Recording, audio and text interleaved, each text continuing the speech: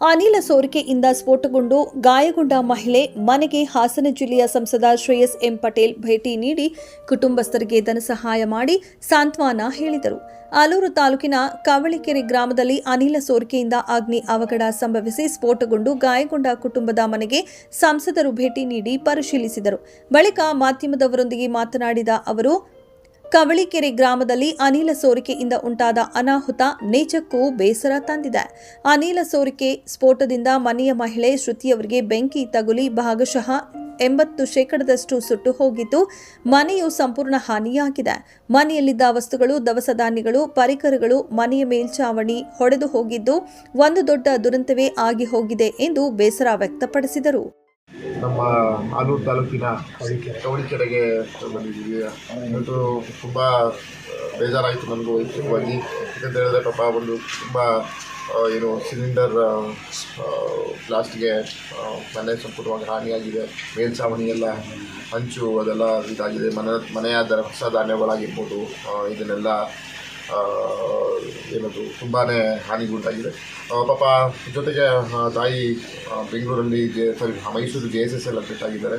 ಸಂಪೂರ್ಣ 80% ಭಾಗಶಃ ತುತ್ತಾಗಿದ್ದಾರೆ ಬೆಂಕಿಗೆ ಅಂತ ಅನಾಹುತಕ್ಕೆ ಅಂದ್ಬಿಟ್ಟು ಅವರು ಮನೆಯವರು ರೆಸ್ಪಾಂಡ್ ಹೇಳಿದ್ದಾರೆ. ಖಂಡಿತವಾಗಿಯೂ ಯಾರೂ ಈ ಥರ ಆಗಬಾರ್ದಿತ್ತು. ಮುಂದಿನ ದಿನಗಳಲ್ಲಿ ಮಹಿಳೆಯರು ಇದ್ರ ಬಗ್ಗೆ ಅರಿವು ಮೂಡಿಸ್ಕೋಬೇಕು. ಮತ್ತು ಪಾಪ ಚಿಕ್ಕ ಮಕ್ಕಳು ಇವರಿಗೆ ಮನೆಯವರ ಹೆಸರು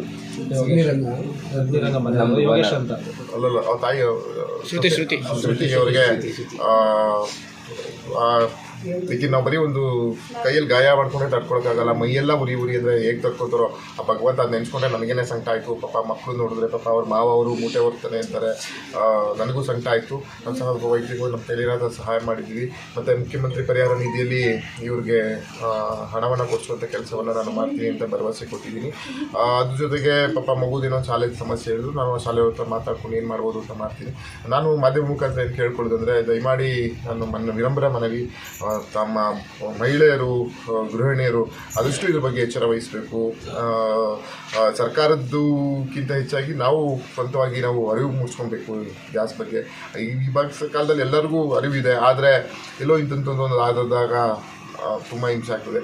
ಅದು ಒಳ್ಳೆ ಏಟ್ ಅಂತಾರೆ, ಏನಾದ್ರು ಮೈಕೈ ನೋವು, ತಲೆನೋವು, ಹೊಟ್ಟೆ ನೋವು ಆದರೆ ತಡ್ಕೊಬೋದು. ಆದರೆ ಮೈಯೆಲ್ಲ ಉರಿ ಅಂದರೆ ಅದು ತಡ್ಕೊಳಕ್ಕಾಗಲ್ಲ. ಪಾಪ ಹೆಣ್ಮಗಳು ತಡ್ಕೊಂಡಿದ್ದಾರೆ. ಭಗವಂತ ಆದಷ್ಟು ಬೇಗ ಅವ್ರಿಗೆ ಅದರಿಂದ ಮುಕ್ತಿ ಸಿಗಲಿ, ಅವರು ಆದಷ್ಟು ಬೇಗ ಹುಷಾರಾಗಿ ಮನೆಗೆ ಬರಲಿ ಅಂತ ಹೇಳ್ಕೊತೀನಿ. ನಾನಂತೂ ಇವ್ರ ಕುಟುಂಬದ ಜೊತೆ ಪ್ರಾಮಾಣಿಕವಾಗಿ ಇರ್ತೀನಿ, ಈಗಲೂ ಇದ್ದೀನಿ, ಮುಂದಕ್ಕೂ ಇರ್ತೀನಿ. ಇವ್ರು ಏನೇ ಸಮಸ್ಯೆಗಳು ನನಗೆ ಬಂದು ಕೇಳಿ ಅಂತ ಹೇಳಿದ್ದೀನಿ. ಮುಂದಿನ ಇರುವ ಕುಟುಂಬದಲ್ಲಿ ಏನೇ ಇದಾದರೂ ನೋಡುವಂಥ ಕೆಲಸವನ್ನು ನಾನು ಮಾಡ್ತೀನಿ ಅಂತ ಹೇಳ್ತಾ, ಜೊತೆಗೆ ಹೇಳಿದ್ರೆ ನಾನು ಈಗ ಮುಖ್ಯಮಂತ್ರಿ ಪರಿಹಾರ ನಿಧಿ ಇವ್ರಿಗೆ ಏನೇನು ಮಾಡಬೇಕಂತ ಹೇಳ್ತೀನಿ. ವೈಯಕ್ತಿಕವಾಗಿ ನಾನು ಸಹಾಯ ಮಾಡ್ತೀನಿ. ಮುಂದಿನ ಯಾರು ಈ ಥರ ಆಗಬಾರ್ದು, ಆಗಿದೆ, ಎಚ್ಚರ ವಹಿಸಬೇಕು ಅಂತ. ವರದಿ ಪ್ರದೀಪ್, ಆಲೂರು.